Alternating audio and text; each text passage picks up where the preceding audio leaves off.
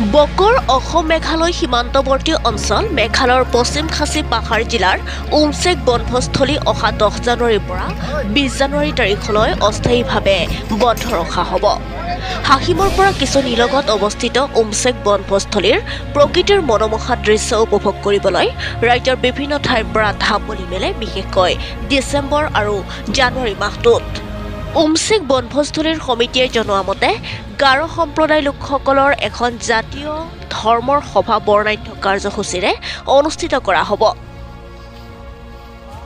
আমাৰ এই ঠাইৰ কাৰণে আমি আপোনালোকক অনুৰোধ জনাইছোঁ। গতিকে আমাৰ এই 10 তাৰিখৰ পৰা 20 তাৰিখলৈকে সভা ডাঙৰ সভা হৈ আছে। গতিকে আমাৰ এই পিকনিক স্পটৰ ঠাইটো মানে আমি 10 দিনৰ কাৰণে বন্ধ কৰি হৈ আছে, বন্ধ কৰিব। তাৰপিছত আকৌ আৰু খুলিব। ইয়াৰ কাৰণে আমি আপোনালোকক জনাইছোঁ। গতিকে আমাৰ এই 10 তাৰিখৰ পৰা 20 তাৰিখলৈকে বন্ধটো হৈ থাকিব। গতিকে আপোনালোকে 10 তাৰিখ মানে নাহিব। পিছত 10 তাৰিখৰ পিছত আকৌ আৰু আহিব পৰা যাব। আমাৰ এইখিনি কথা আপোনালোকক জনাইছোঁ, আপোনালোকক অনুৰোধ কৰিছোঁ। ধন্যবাদ।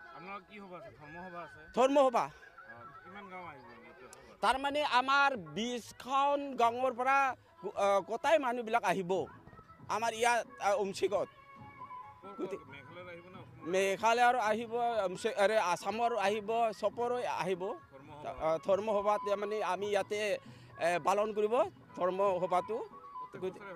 প্ৰত্যেক বছৰ মানে বছৰত একবাৰ বেলেগ বেলেগ জেগাত হৈ আছে। উমচেক পিকনিক খাব আহি থাকে ছাৰ। সদায় আহে, দিল্লীত আহে।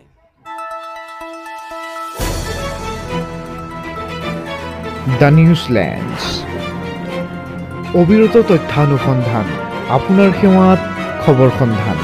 দ্য নিউজলেণ্ডছ।